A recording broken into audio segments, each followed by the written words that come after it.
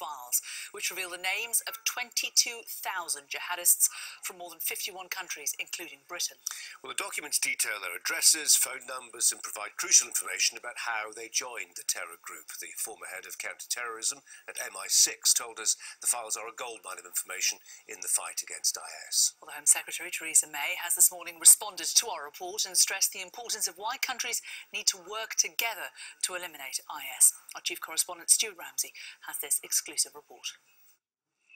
There has never been a leak from an active terror organisation on a scale even remotely like this. An unprecedented cache of information that could destroy Islamic State's fighting infrastructure. Tens of thousands of files, names, addresses, telephone numbers, and crucially, the network that recruited them. Islamic State is suffering, but this for them is a potential disaster, and it's happening right now. The files passed to Sky News were obtained in Turkey, the country that has been the staging post for the foreigners who make up the elite cadre of Islamic State's fighting force. It's been the key to the terror organisation's success. Ideologically driven jihadists programmed to follow orders and commit acts of brutality to divide communities and to take control with blistering speed. Repeated throughout history, brutal repressive regimes have an obsession with bureaucracy. To join up, would-be recruits had to convince their sponsors of their eligibility. This form was crucial. 23 questions, names and addresses, their education, the countries they've travelled through on the way to Syria, previous jihadi experience, and their phone number contacts at home.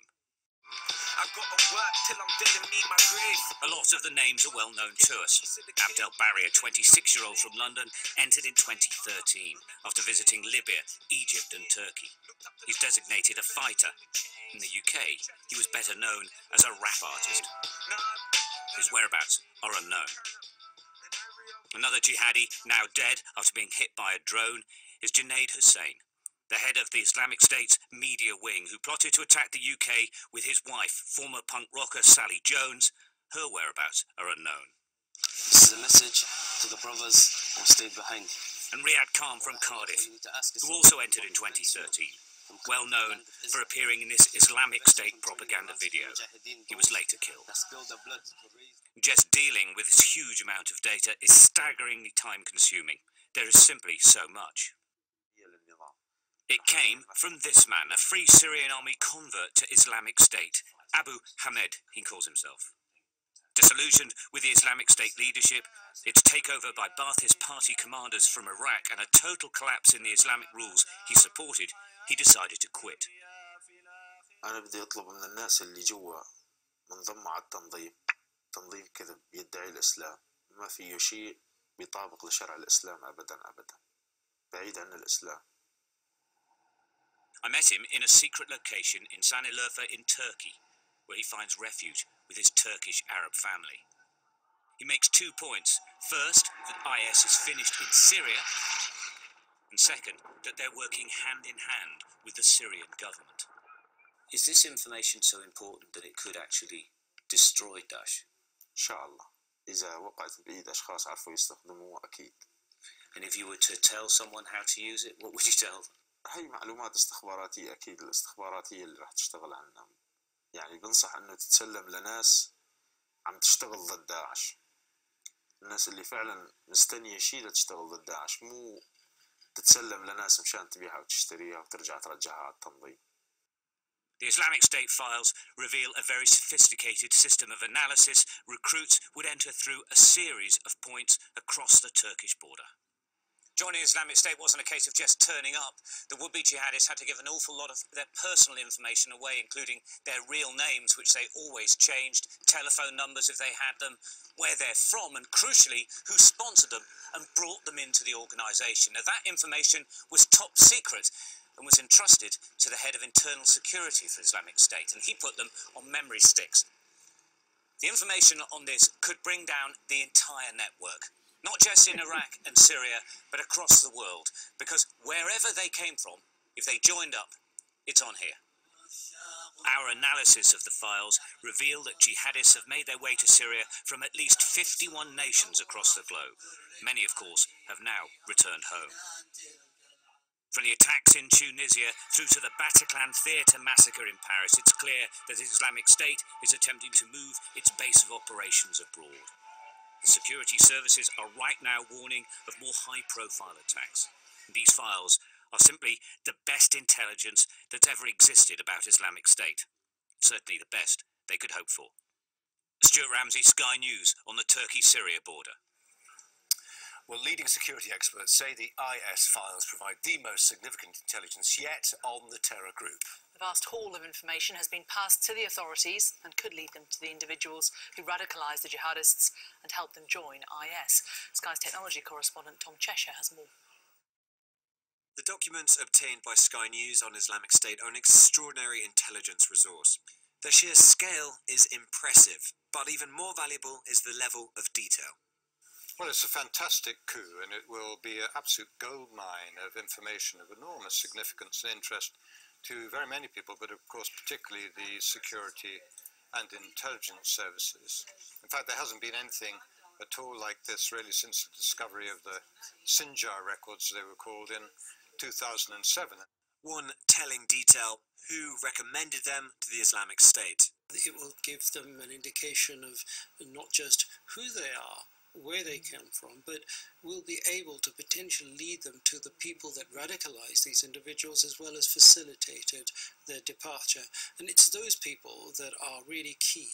It's these people that are capable of radicalizing and sending out foreign fighters in the dozens. This is what we've got here. I mean, there's a huge amount of documents, but let's take. How exactly, though, will the security services make use of this unique detail?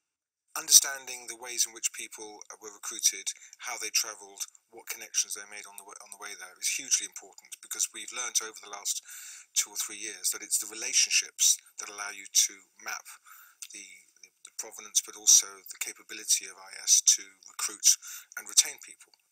And these networks are the basis of possible future recruits as well. So I think this is very significant. The cache includes 22,000 documents. Each document has 23 fields, giving more than 500,000 points of data in total.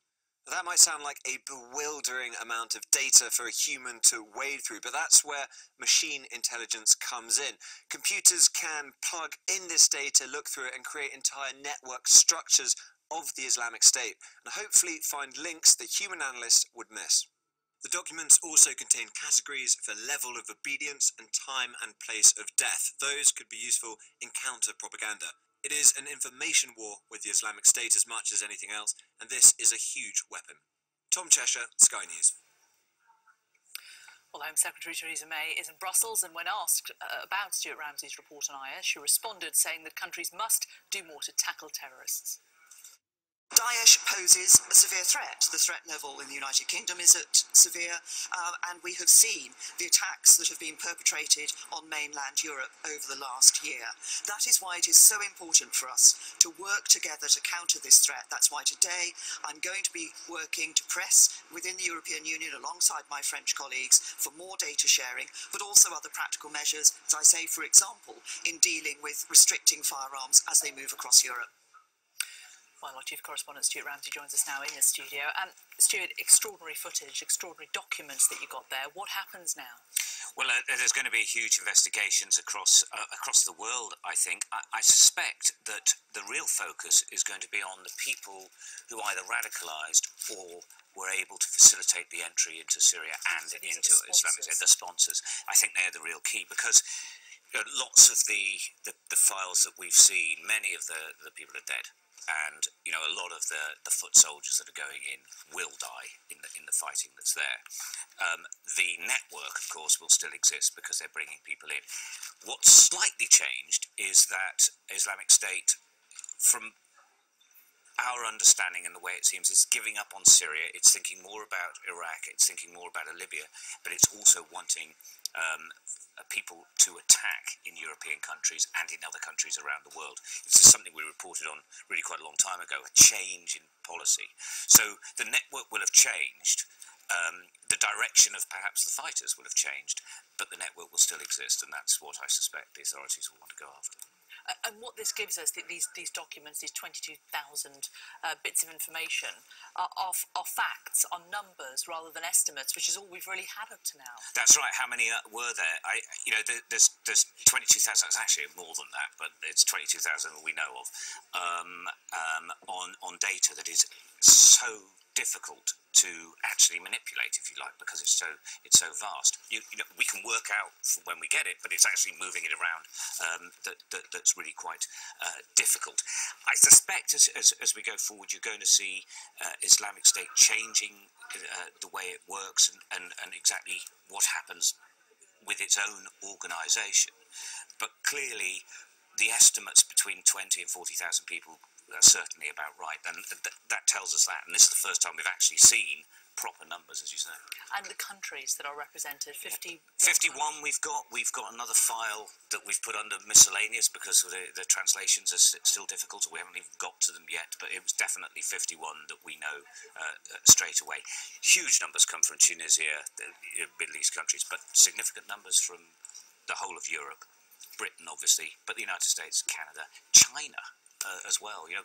Countries you wouldn't think necessarily would be involved at all.